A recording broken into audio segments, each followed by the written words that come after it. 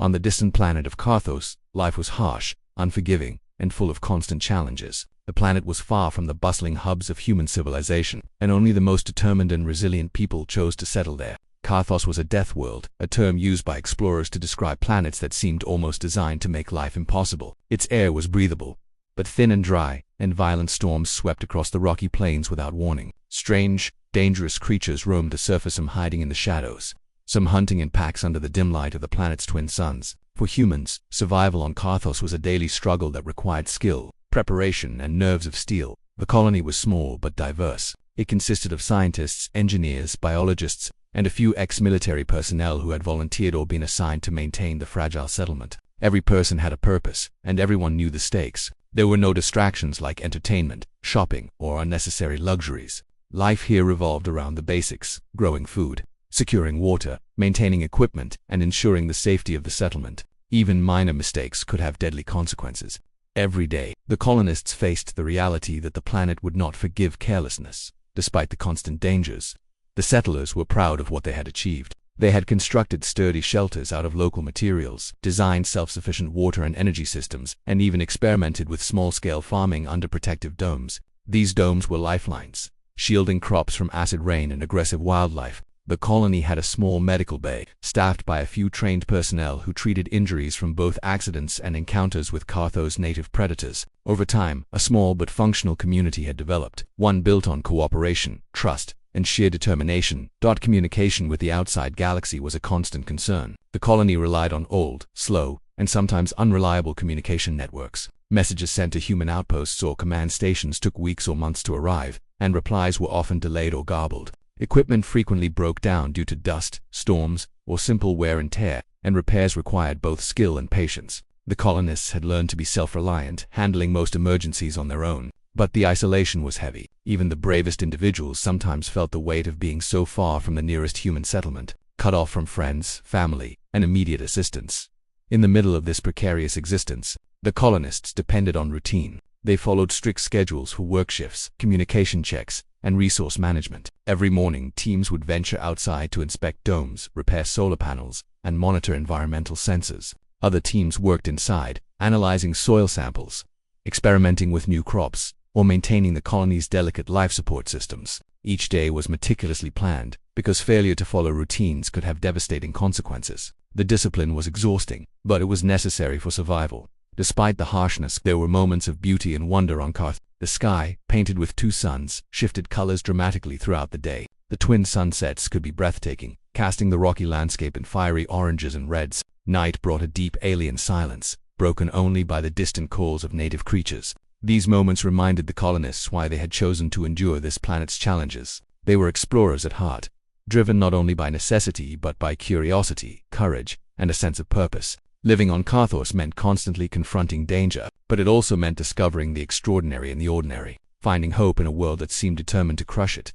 The colonists had one constant worry: miscommunication. Every transmission to the outside galaxy had to be precise, encoded carefully, and double-checked. A minor error could lead to confusion, delayed assistance, or, in worst-case scenarios, a catastrophic misunderstanding. They had learned this from experience. Years ago, a simple misread sensor had caused an unnecessary supply drop from a passing fleet, wasting precious resources. Over time, the colonists developed strict protocols for sending and receiving messages, ensuring clarity and redundancy. Still, the fear of miscommunication lingered. It was a shadow over their daily work, a reminder that even the most careful human planning could go wrong. Among the colony's leadership, tension was always present. The colony manager, Dr. Lena Morrow, was a pragmatic woman with years of experience in extreme environments. She had seen firsthand how quickly things could spiral out of control and was constantly vigilant. She held daily briefings with her team, discussing schedules, resource levels, and the condition of communication equipment. Her second-in-command, Captain Reyes Khan, a retired military officer,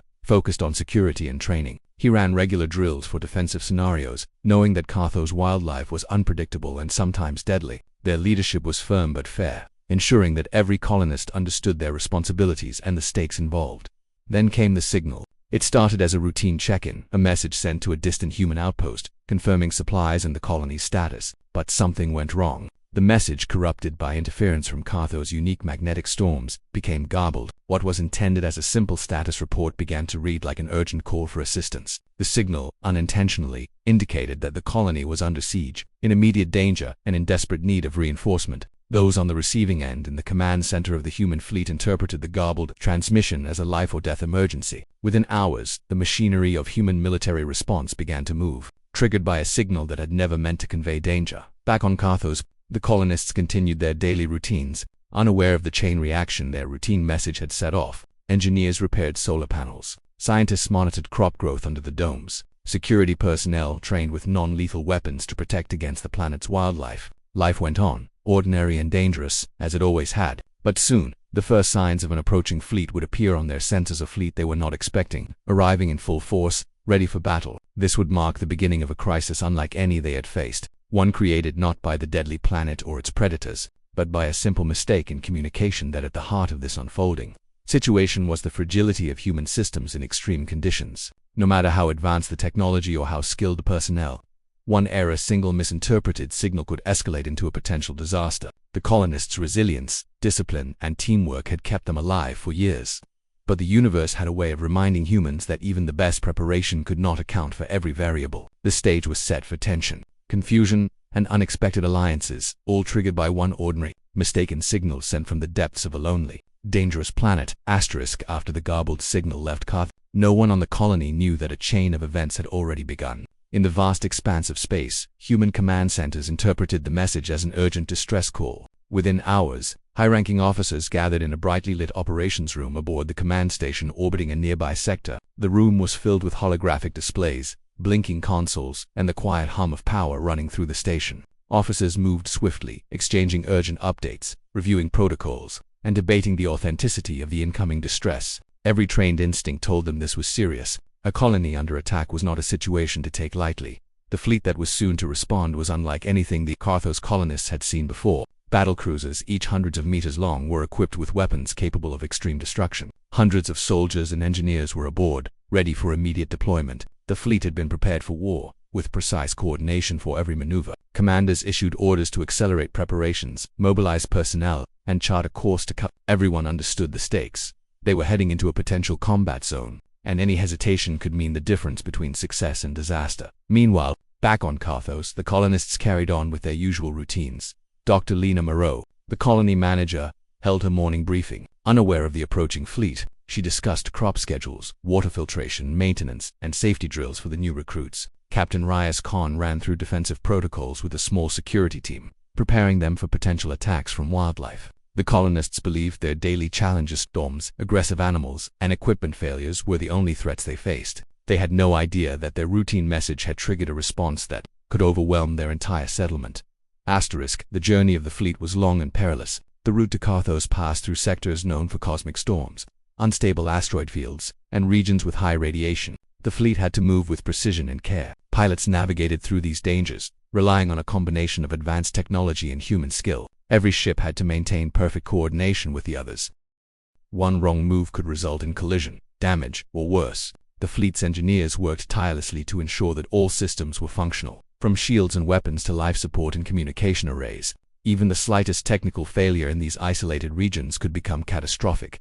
Tensions aboard the fleet were high. Soldiers trained for combat prepared for scenarios that ranged from hostile alien attacks to desperate rescue operations. Engineers monitored the integrity of hulls and propulsion systems, while navigators recalculated trajectories multiple times to account for unpredictable cosmic phenomena. Officers debated whether the colony's distress signal might be a trap, an enemy ruse, or simply a technical error. But despite these doubts, protocol demanded action. Lives were supposedly at risk, and failure to respond could carry consequences far worse than arriving unnecessarily on Carthos. Life continued in its harsh rhythm. Colonists ventured outside in protective gear to inspect external sensors, repair solar panels, and check defensive perimeter fences. They moved with caution, aware that one misstep could lead to injury or a dangerous encounter with the planet's wildlife. The twin suns of Carthos cast long shadows across the rocky terrain, and the air shimmered with heat during the day and grew biting cold at night. Inside the colony, the hum of machinery and the smell of recycled air created a strange comfort. People were aware of danger everywhere, but they had learned to coexist with it,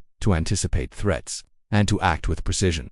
Meanwhile, the fleet continued its journey. Days passed as ships cut through light years of space, all while maintaining constant communication with each other. Drill exercises continued aboard the battlecruisers, simulating landing operations, combat scenarios, and emergency evacuations. Soldiers ran through routines, tested weapons, and rehearsed responses to threats that might never exist. The engineers reviewed the colony's last known data, trying to predict the terrain and the possible behavior of the colonists. Every precaution was taken because no one wanted to be caught unprepared in a situation that could turn deadly in an instant.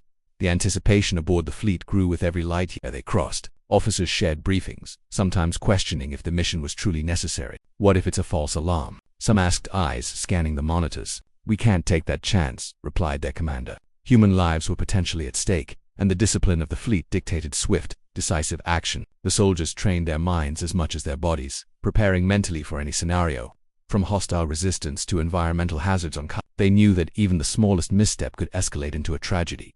Back on Earthos, the colonists continued to face rising challenges of their own. The planet's wildlife was unpredictable, and the harsh conditions were becoming more demanding. One day, a pack of large predatory creatures attacked a remote dome. Colonists had to respond quickly to protect their food supply and prevent injuries.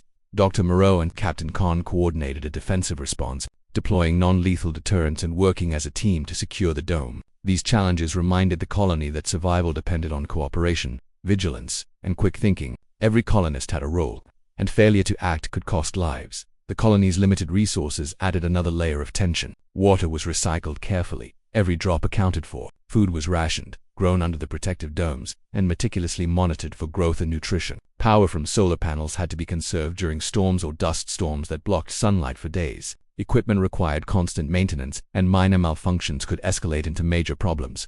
The colonists learned to prioritize, improvise, and adapt, often working long hours with little rest. Every day brought new obstacles, and they had to overcome them with skill and resilience. Meanwhile, the fleet's navigators calculated the final approach to They reviewed orbital maps, surface scans, and historical data about the colony. Because of the garbled signal, they prepared for worst-case scenarios. Some officers assumed the colony could be under attack from hostile alien forces, while others worried about civil unrest or technological sabotage. The fleet approached cautiously but with a readiness to respond with overwhelming force if needed. Every precaution was taken to minimize risk to the colonists, even though they had no idea the fleet was coming. As the fleet drew closer, small signs began to appear on Carthos' sensors: strange blips, unfamiliar energy signatures, and unusual patterns in orbit. The colonists noticed these readings but could not interpret them accurately. Some assumed they were natural phenomena, anomalies in the planet's magnetic field, or glitches in their equipment. No one suspected that a fleet, hundreds of meters long and carrying hundreds of people, was on its way to their planet under the assumption that they were under attack. This gap in awareness created a subtle tension that would soon explode into chaos. The contrast between the fleet and the colony could not have been starker. The fleet moved with precision, discipline, and readiness for combat. Every crew member had been trained for potential hostilities. The colony, in contrast, was isolated, self-reliant, and focused on survival in an environment that had no mercy. The misinterpreted signal had created a bridge between these two worlds, linking extreme preparation with raw resilience. Both sides faced challenges that demanded attention, but they were unaware of each other's presence, and that ignorance would soon lead to a dramatic confrontation. As the first distant lights of the fleet appeared on long-range sensors, officers aboard the colony began to speculate. Could it be supply ships? Someone asked. Another shook their head. Unlikely. The readings are too large, too structured. This doesn't look like ordinary traffic.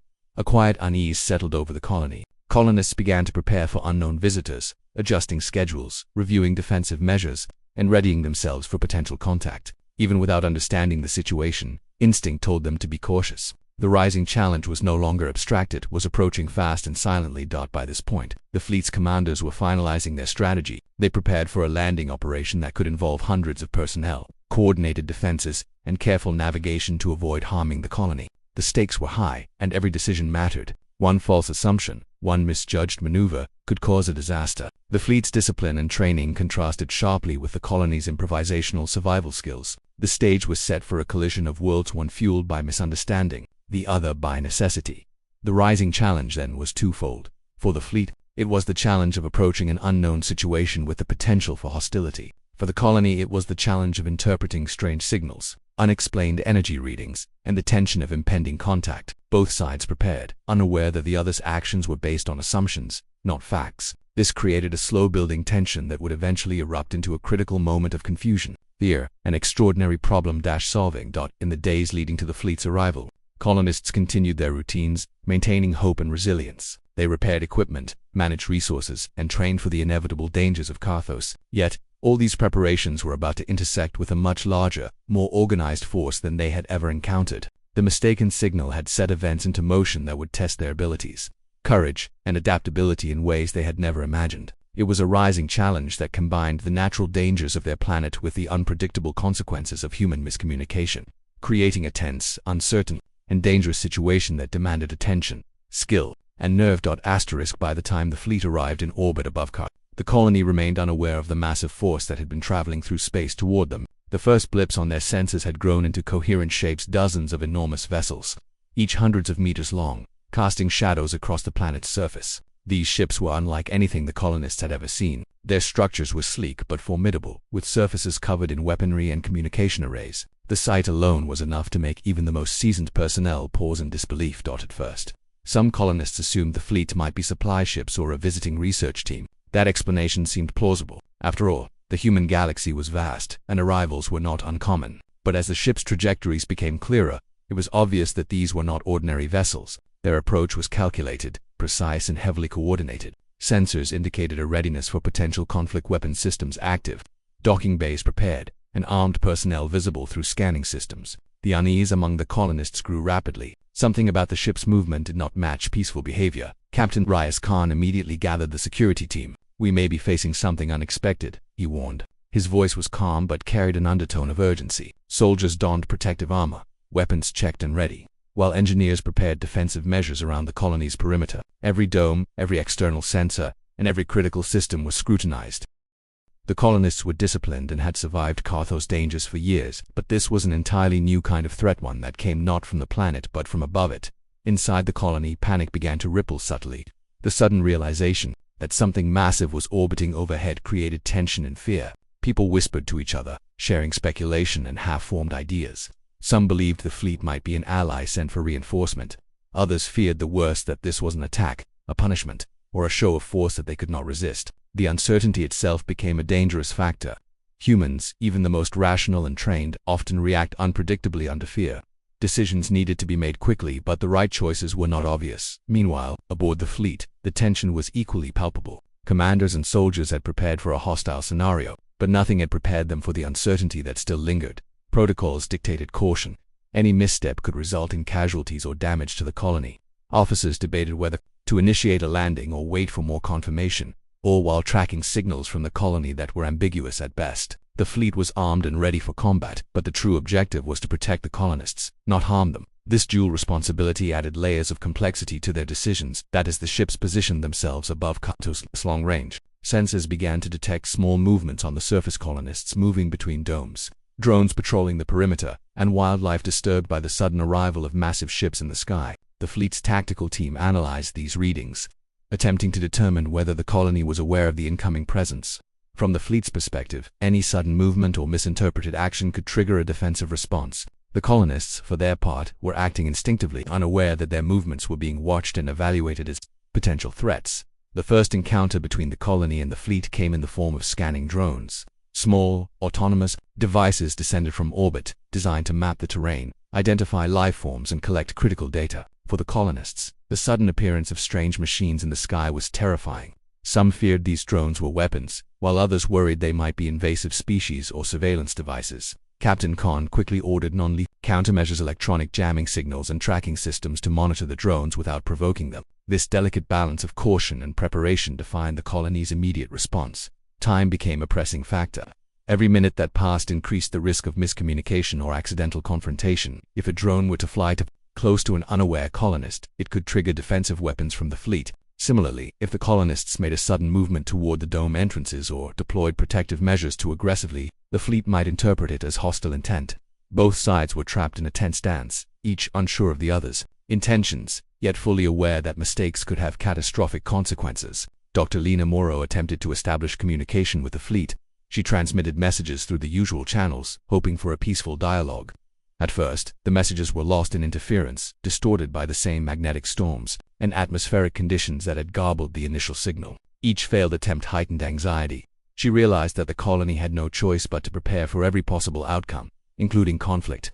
The colonists reinforced dome doors, checked emergency supplies, and gathered in small teams to monitor activity outside. Even the most experienced personnel felt the weight of the moment pressing down on them. In orbit, fleet commanders observed these defensive preparations and interpreted them through a military lens.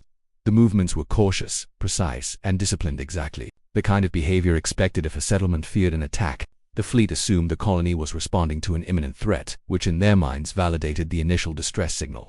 Officers held emergency meetings in the command center, reviewing possible landing strategies and assigning teams to neutralize threats quickly and safely. Every decision was scrutinized, knowing that a misjudgment could result in the deaths of colonists or fleet personnel. The first real test of the situation came when a small patrol ship descended toward a remote dome. Its sensors detected movement, and the ship's captain prepared to respond defensively. At the same time, a security team on the ground had noticed the incoming ship and interpreted it as a potential threat. A tense standoff ensued, with both sides ready to act, yet waiting for a sign that the other would strike first. The air was filled with anticipation, fear, and the knowledge that one wrong decision could escalate into a full-blown disaster. During these tense hours, colonists began improvising new ways to communicate with the ships. Makeshift signals were used, lights, patterns, and visual markers intended to indicate peace and cooperation. Each attempt was carefully timed and monitored to avoid misinterpretation. Captain Khan coordinated these efforts, aware that any error could trigger hostile action. The colonists' ingenuity and quick thinking became their greatest assets in navigating the rapidly escalating situation. Inside the fleet, commanders analyzed these signals with caution. Some believed they were genuine, while others suspected trickery. The uncertainty created a paradox. Every precaution taken to prevent conflict also risked being misread as aggression or hesitation. Fleet personnel were on edge, aware that even minor mistakes in judgment could lead to catastrophic results. Their training emphasized restraint, observation, and strategic planning. But the tension of the unknown made every decision emotionally charged. As hours passed, the standoff continued. Weather on Carthos added additional complications. Dust storms intermittently blocked visibility, and magnetic fluctuations interfered with sensors. Colonists and fleet members alike had to constantly adapt to changing conditions, recalibrating equipment and adjusting strategies. Every moment of inaction carried risk, and every move required careful calculation. The tension was not only external, but internal, testing the nerves, discipline, and judgment of everyone involved. Then came the critical moment. A drone, scanning too close to a dome, triggered an automatic defense system. Alarms blared across the colony, and security personnel scrambled to respond. At the same time, the fleet interpreted the activation of defensive measures as confirmation of hostile intent. Orders were nearly given to deploy troops and weapons. For a few tense seconds, it seemed that all-out conflict might erupt. Human lives were seconds away from being lost, not because of malice but because of misunderstanding, fear, and the limitations of technology. Fortunately, quick thinking prevented disaster. Dr. Moreau managed to broadcast a clear, direct signal through a secondary communication channel. The message reached fleet commanders just in time, clarifying that the colony had acted in defense, not aggression. Officers called off immediate deployment, and the fleet adjusted its assessment. The situation began to de-escalate, but the tension did not disappear. Everyone involved remained alert, aware that the slightest misstep could reignite the standoff. The colony, shaken but composed, took stock of its position. The appearance of the fleet had tested their preparation, discipline, and resourcefulness. They realized how close they had come to accidental conflict. The crisis had revealed both the strength and fragility of their existence on Carthos. In the span of hours they had faced a threat not from the planet itself, but from a misunderstanding magnified across light years of space.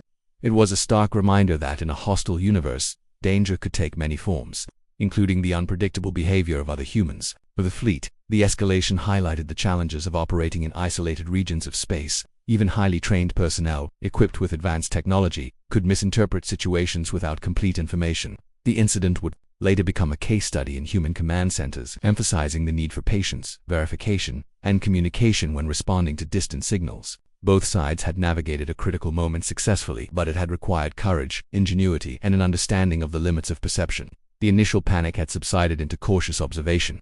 Colonists remained alert, continuing to monitor the fleet while resuming some of their normal routines. Fleet personnel maintained readiness but adjusted their posture to a less aggressive stance. Both sides understood that while the immediate crisis had passed, the situation was still delicate. The events of this day had tested the mettle, judgment, and resilience of everyone involved, preparing them for the next phase of interaction and eventual resolution. After hours of tense standoff and miscommunication, a moment finally arrived when clarity began to pierce through the uncertainty. Dr. Lena Moreau and Captain Rias Kant worked tirelessly to establish direct communication with the fleet, using a secondary transmission system, one that was older but less affected by the planet's magnetic storms. They sent a clear, precise message. Unlike the garbled signals that had caused confusion in the first place, this one left no room for misinterpretation. The colony was safe. There was no hostile presence, and the defensive measures had been purely precautionary.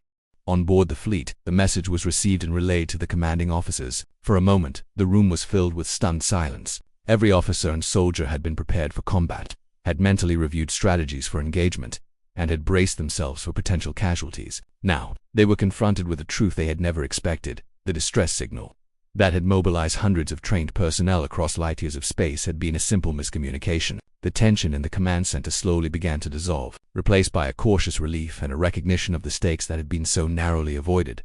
The fleet commander immediately ordered a de-escalation of all military maneuvers. Weapons were powered down, boarding teams were recalled, and ships adjusted their positions in orbit to reflect a non-threatening stance. Pilots who had been on high alert for the possibility of hostile contact finally allowed themselves to relax, though their focus remained sharp. Every crew member understood how close the situation had come to disaster. The realization that human error, combined with the vast distances of space, could almost lead to tragedy was sobering. This incident would later be cited as a critical lesson in the importance of verification and communication across interstellar distances. Meanwhile, on the surface of Carthos, the colonists experienced a profound sense of relief. The alarms ceased, the drones and ships in orbit adjusted their positions, and life could cautiously resume its normal rhythm. Yet, the events of the day had left a mark on everyone. Colonists gathered in small groups to discuss what had happened, sharing their experiences, fears, and reflections. They recognized the bravery of their security team, the quick thinking of their leadership, and the importance of remaining calm under extreme pressure. What could have become a catastrophic encounter instead became an extraordinary demonstration of human adaptability and problem-solving.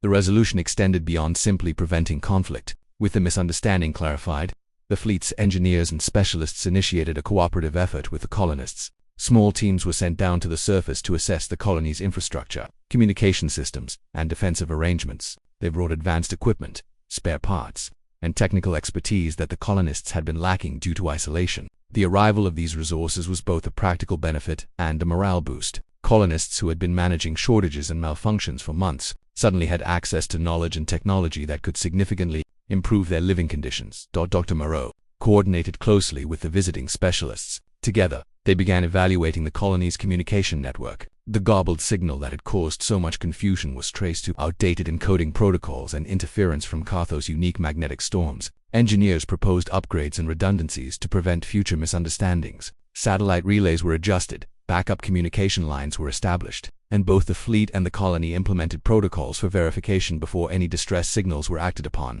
The process was technical and time-consuming, but the colonists understood its importance. It was a step toward ensuring that the mistakes of the past would not repeat themselves. The collaboration between the fleet and the colony extended to the colony's defenses as well. While Carthos' wildlife had always been the primary threat, the colonists realized that additional protective measures could enhance both safety and confidence. Fleet personnel trained the colony's security team in advanced monitoring techniques, non-lethal deterrent systems, and rapid response coordination. They shared strategies used in other isolated human settlements across the galaxy, emphasizing flexibility, adaptability, and the importance of preparation without panic. Captain Khan worked closely with the instructors, integrating their advice with the unique conditions of Carthos. The result was a stronger, smarter, and more capable security network.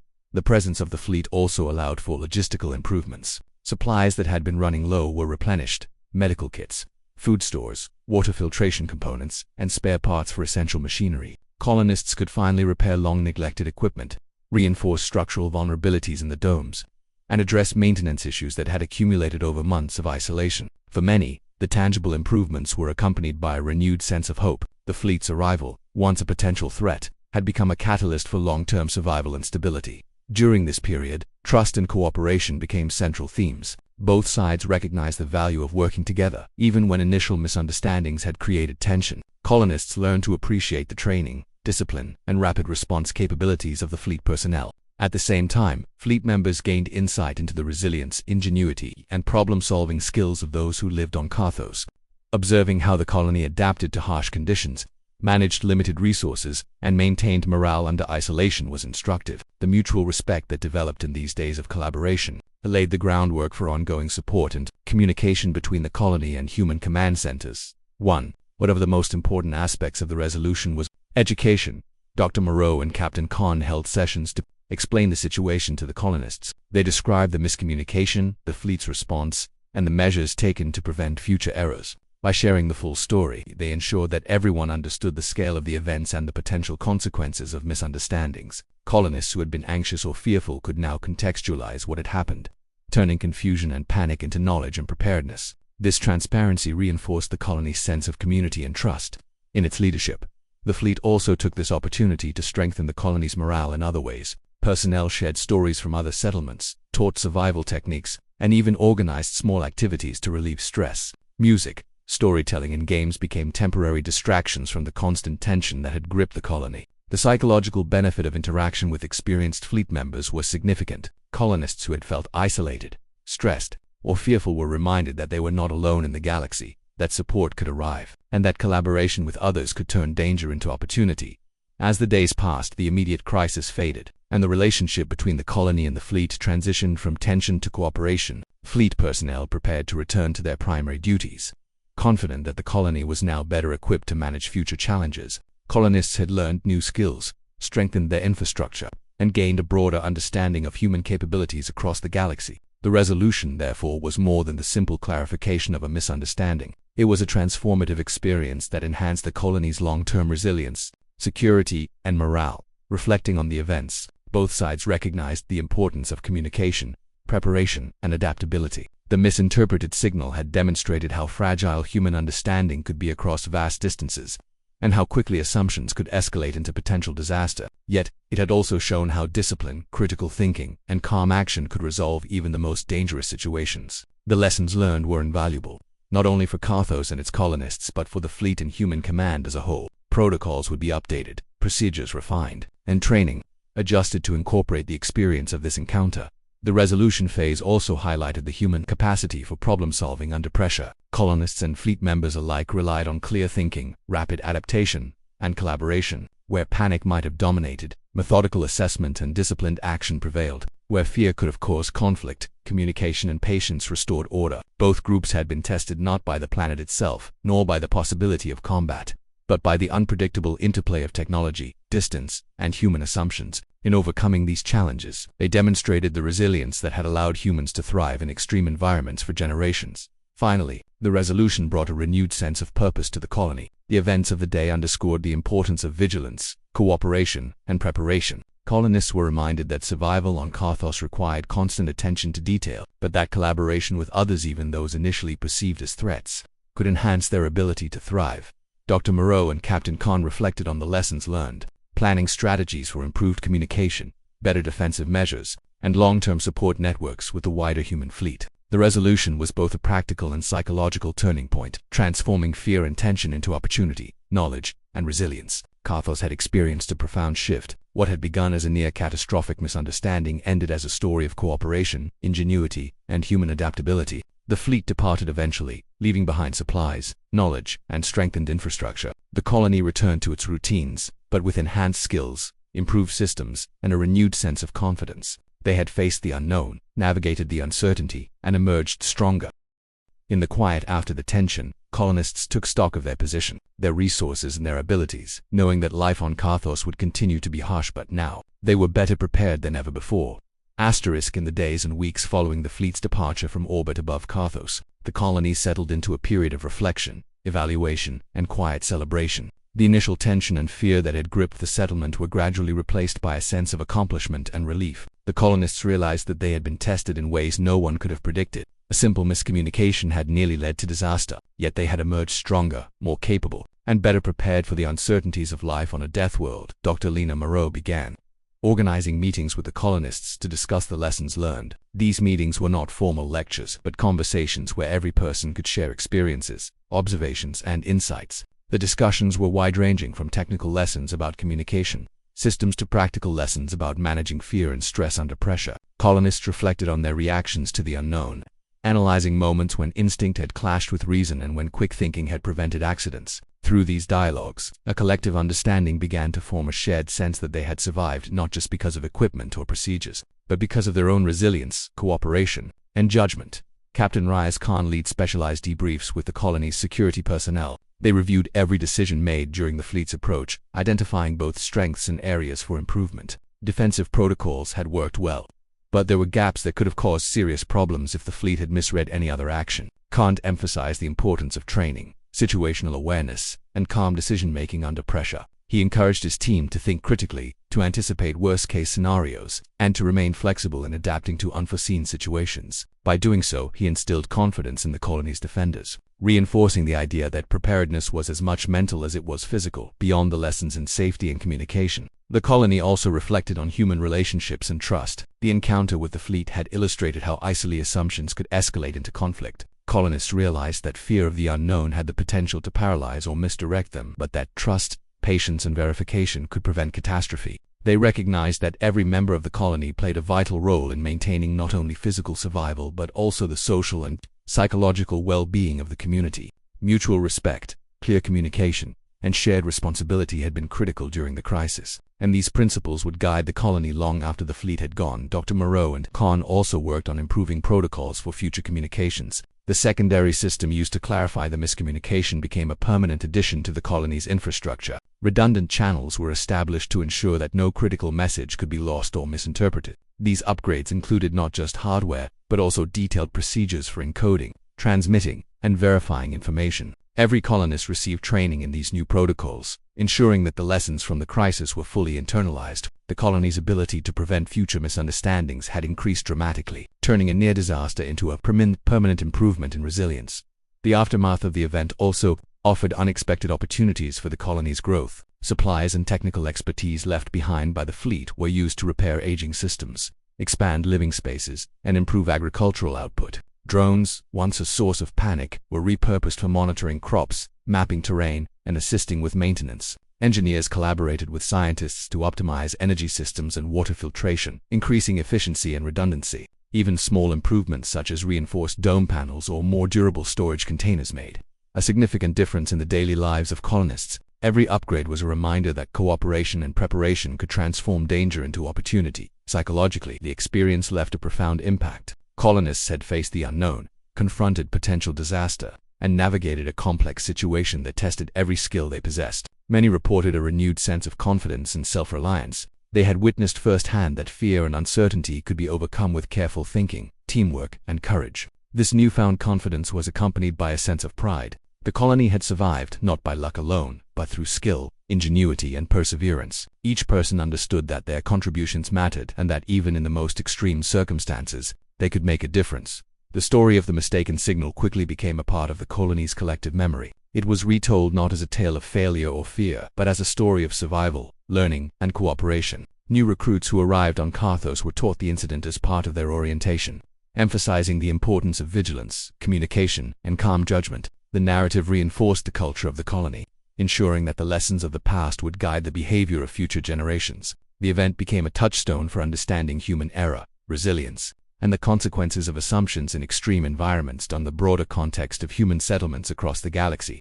The incident served as a case study. Reports sent to command centers and fleet academies highlighted both the dangers of miscommunication and the value of disciplined response. The fleet officers involved in the Karthos mission were commended for their restraint and strategic thinking. Analysts studied the scenario to develop improved protocols for interstellar communication, fleet deployment, and remote colony support. The lessons learned on Karthos had implications far beyond the planet itself, influencing how humanity would manage isolated colonies in the years to come. The relationship between the colony and the fleet, though brief, left a lasting legacy. The human personnel who had assisted on the ground became allies, mentors, and friends. Knowledge exchanged during those days about engineering, survival strategies, and problem-solving remained invaluable. Colonists were no longer entirely isolated. They now had a direct line of support, expertise, and potential aid from the fleet. This connection added a layer of security and reassurance, making the colony feel part of a larger human network, even on a distant Deathworld. Reflecting personally, Dr. Moreau often considered how fragile yet resilient human communities could be.